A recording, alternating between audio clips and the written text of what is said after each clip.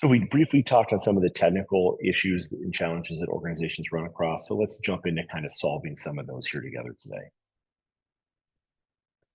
So when it comes to technical considerations, security and compliance is always the first thing that comes up. Anytime you're talking about moving to a cloud, it sets off a bunch of flares and everybody starts talking about security and compliance. So I think it's really important as a first step in the process to understand the security scope for your website.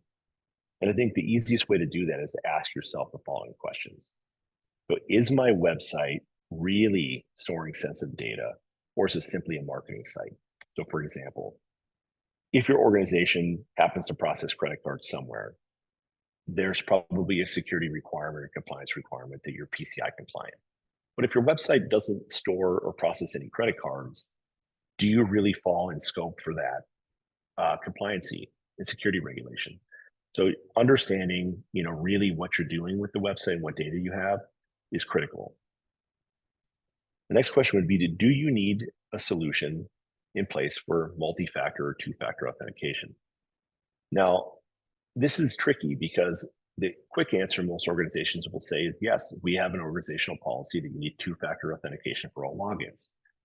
But if you peel that back and say, well, we have two people that manage the website, is it worth X amount of dollars in investment to have two-factor authentication for these two individuals? If you have 200 people managing the website, absolutely, it makes total sense. But for two people, maybe you can get an exception and save the money for something else. Do you have any sort of internal systems that need to connect, and are there existing APIs for those? So if you have APIs, so anytime you poke a hole in a firewall to allow connection, that usually raises security eyebrows. So making sure that you understand, are there APIs available for this data is critical. More often than not, organizations kind of fall into the do as we say, not as we do situation. I was on a call a couple of weeks ago with an organization, and the IT security folks were saying things like, yes, the website needs to require a password change every 30 days. And then I asked a person on the telephone, I said, hey, when's the last time you had to change your Active Directory password? And they said, we haven't changed our password in 18 months.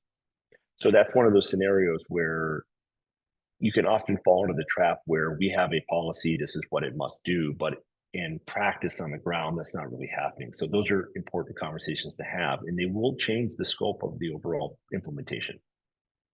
And lastly, do you have a BAA in place with any of the infrastructure service providers? So I'm not talking about with Umbraco, I'm talking about with Microsoft. And if you do already, that really makes the security compliance conversation go a lot more smoothly from an IT perspective.